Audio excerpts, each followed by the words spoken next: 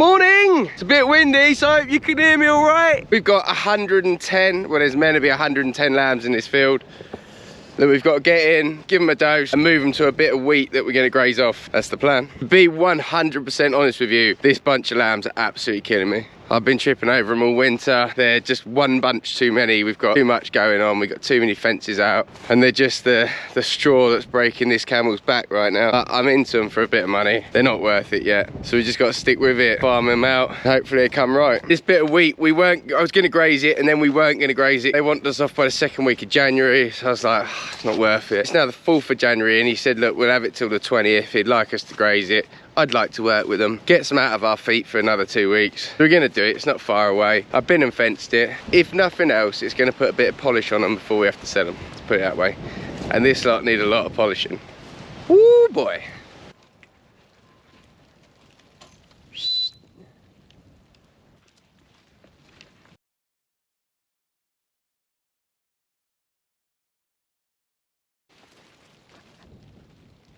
That's how that's done then. Looks like a load of those lambs have got out with the ewes. Wants to come back now, doesn't it? I am pretty anxious about these never being behind an electric fence before. They're going next to a pretty busy road. Got a lot on my plate, I don't really need it. Oh wow. Oh wow, it nearly made it. Hold it up then. Hold it up then. Let it go, let it go. Let it go, let it go. Here we go, go on, 1, 2, 3. Oh, nearly, oh. And that's why I don't want them behind electric.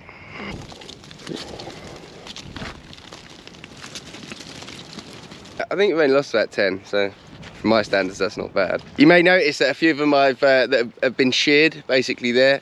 I just sheared a patch out of them because we had we had one of those inspections where they come check all your paperwork and that stuff, which is just riveting, especially when you don't claim any single farm payment and don't actually get paid for them to come and do that. I tell you what, that is a hoot. And they wanted to come and check a load of bloods as well, because I can't remember what the disease is, but they to be able to export, they pick some random CPH numbers and then just check that we haven't got it in the national herd. I want to say it's brucellosis, but that's because we've been watching Yellowstone. I just sheared them because it just made it a lot quicker. Lost the dog now. Found any rats? Vermin control. But I'll just quickly talk you through the breeds actually while we're here, because there's a bit of a mix. Probably confuses people why we got these here are Texel Hebrideans. So we put a Texel over a lot of our Hebrideans. They're actually quite a nice lamb once they've been sheared. Not too bad. That one is a South Down Hebridean. Now they can either come like that, which I gotta be honest isn't very exciting, or they can come like this, which is a much better lamb. Not loads better, but a bit better. They can also come out like this llama looking thing. Some alpaca that, which isn't ideal. Oh look, that's an even better one. Look at this one. This is the one I sheared in my other video, look. That is not a good seller. But yeah, so these what come out of my Hebrideans, like mainly those ones. Thought it was worth showing you because they actually turn out not too bad in the end. You just got to hold them a long time, not the end of the world. And also, our Hebrideans live on thin air. Like, I'll get them in, I'm going to show you where they're living at the moment because they are literally living on surviving on their reputation. And I've got some fairly soft ones as well. We bought a bunch that were, I'm pretty sure, bred down this way, and they are just nothing like the ones we had before. These ones are pretty weak, to be honest with you. But we still push them to the limits, and you know, they seem to do. Their lambs are all right. We never have to do very much to them, so it's not too bad. Just you're not going to top the market with their lambs, which is fine. Also, basically anything with a speckled face, these guys, they're all out of the hill ewes we bought, the Swales and Scotchies. We bought sort of a mixed bunch of them last year. So their lambs ain't going to be quite as good as we've had. These lambs aren't the quality that we've had on other years, but last year we just couldn't buy the ewes. We just didn't have the capital, or couldn't get the capital to play with the big boys. So we bought some cheaper ewes, and as a result, knock-on effect, we got some smaller lambs, not quite as premium bred as the others, but they've still not cost us very much to get here. So the proof will be when we come to sell them. Quick shout out to Will, Cowley Hill Farm. I watched his YouTube and he was going on about using one of these Zolvix guns to worm lambs. Game changer. You just go in like that, hook it on the back, it's absolute doddle. So William, thank you, William. We wake up and you slam the door. I messed up on the bedroom floor. What the hell do we do this for? I push you out, but you come back. That attraction, we can't fight that. Oh, keep telling myself that I should let go, but I hold on.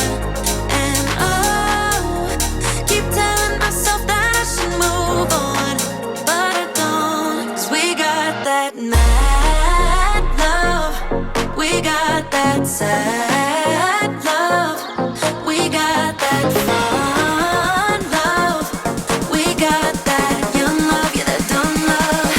'Cause we got that mad love, we got that sad love, we got that fun love, we got that young love, yeah, Right, that dumb all done. love. Now I've got to load them up and go.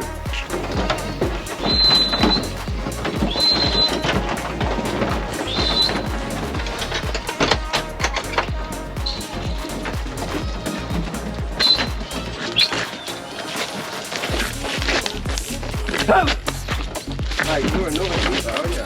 Come on. Really, really annoying, buddy. Buddy. Come on. Oh. We've arrived, so we've got about, I think it's about 40 acres here, which we won't get round, but I think we've done about, I don't know what, it's about 14 acres, I think, here.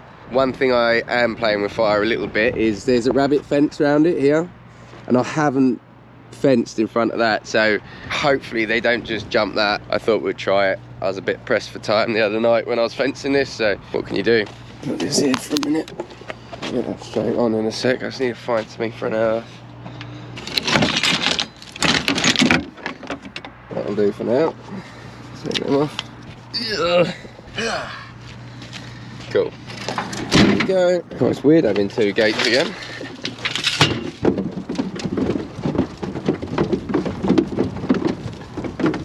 $53. Interestingly, they've got straight into that wheat. Usually they sort of run around the field looking for a bit of grass, but it's good. Just sort of mashing a bit on there because I've broken the wire or lost it or whatever. I am the breaker of things, as we know. Cool. Click, click. So hopefully they touch it and run backwards. Yeah, like that, that's good. We don't want them to touch it and run through it, that's bad. They learn pretty quick. I mean, the trouble we get is when, you know, people chase them, they run out. They learn pretty quick. That wire's not a lot of fun to touch.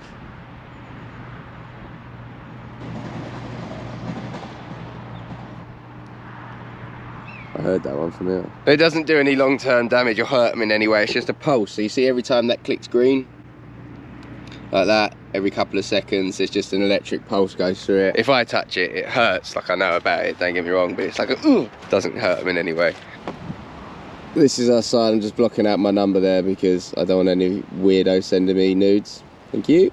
That's what we've gone with. They come into the field through the footpath, boom. Footpaths are a bit of an odd thing, I know. So I speak to some people from the States, particularly on Instagram, and they're like, what are these footpaths? How can people just run around attacking your sheep? Basically, all over England, we have a lot of footpaths there, rights away. They're 2 meters wide. People can go out on walks and enjoy the countryside. It's not a bad thing, but we get a lot of idiots, especially at the moment. It seems to be rife with people. They just, you can see them a mile off. So people just come down here, dog off a lead, and the dog just runs. It just runs into open space, completely feral, runs through my fence into my sheep, sheep run, it chases them, then we get the problem. Dog starts killing the sheep, starts biting at them, playing with them, then kills them, pushes them onto the road, we get road traffic accidents, we get all sorts of problems, all because people can't be bothered to walk their dogs, or they're on their phones, not paying attention. I actually made a whole YouTube on it because we had a really bad sheep attack, and I videoed the whole thing, and then I edited it, made it, was going to post it, and it you know, it was so depressing. I just thought I can't, so I didn't bother. Yeah, people have the right to walk here, but not through my sheep, and not the right to kill them. So hopefully they read the signs, spot the signs, clip the dog on a lead. Footpath runs from me to, I don't know if you can see my truck from here. These GoPros are really bad at distance. There's literally 150 meters, if that. So hopefully they'll just not kill my lambs. Please, People with dogs, please stop killing my sheep. Yeah, so here we go. Lambs are out, jobs are good and signs are up. Yeah, let's go and get the second load now. That's not ideal. Got at least one out already. Check the fences on. Yeah, that's a good belt. You get this a little bit sometimes when you first put them out. What I'll do is just get them back and hopefully they'll just stay in. It's usually the same lamb or two every time, so repeat offenders get taken home because all they do is teach the other ones to get out. Just one, that's fine. One we can handle. Oh, you're gonna run that hot way? Cool, mate, just go back through. Go on, go on, go on. Whoa. Sometimes they get a shock and they just lurch through it and then they're the other side. It's only a bit of wire. It's a mind over matter thing for them, so.